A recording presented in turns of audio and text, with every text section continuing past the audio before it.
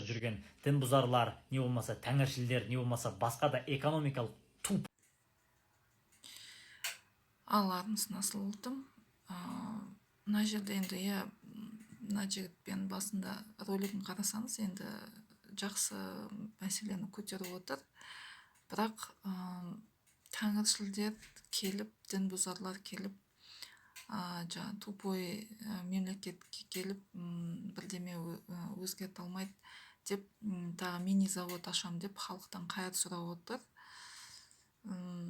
Бір сөзі бір сөзге сәйкес келмей жатыр да.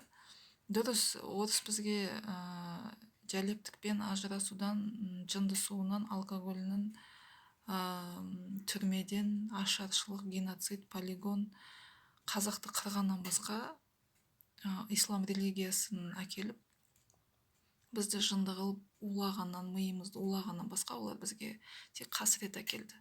Ол дұрыс, ол жағын мойындаймын. Бүкіл завод фабрикалардың бәрін қазақ жігіттері, темір жолды менің бабам салған, содан білем. Сондықтан бүкіл завод фабрика бір орыс лаптимен аяғында кебісімен бір бәле жасады деп мен ойламаймын. Қалай ішіп пешінде жатыр, алкогольдарын әлі де сол сасып бықсып жүргендер сол шошқа жеп. Сондықтан орыс бірдеме істеді деп өтірік оның бәрін қазақтың жігіттері істеді, аталарымыз, бабаларымыз соның бәрін көтерді. Дұрыс енді айтып отқан.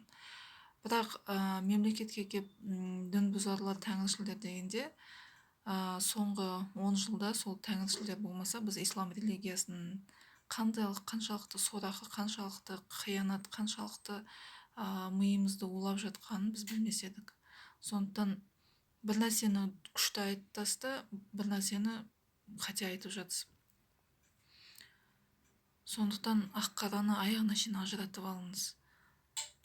Мен қазақтың қызымын, тәңір ием, Құдай, әруақ деп отқан. Сондықтан маған да тиіп кетіп жатыр да, тәңіршілдер келіп бірдеме. Сонда мен өз отаным үшін не бір қиянат жасап жатырмын ба? Әруағым, Құдайым, жаңағыдай әулиелім, абыздарым, әпсаналарым деп өзімнің тарихым, нені Қағаникан мысалға қазір өліп жатырмыз. Нұргүл апайымыз міне жүгіріп жүр. Религия ретінде, дін ретінде, осы мемлекеттік религия ретінде соған орнықтырайық деп. Сонда өз қазақшылдығымыздың, қазақ ұлтымыздың шежіре заңы, дін діңгегі, ана тіліміз, біздің жазуымыз болса, сонда не ол жаман нәрсе ма сонда? Қалайсыз ұлт, қалайсыз мемлекет болмақшысыз?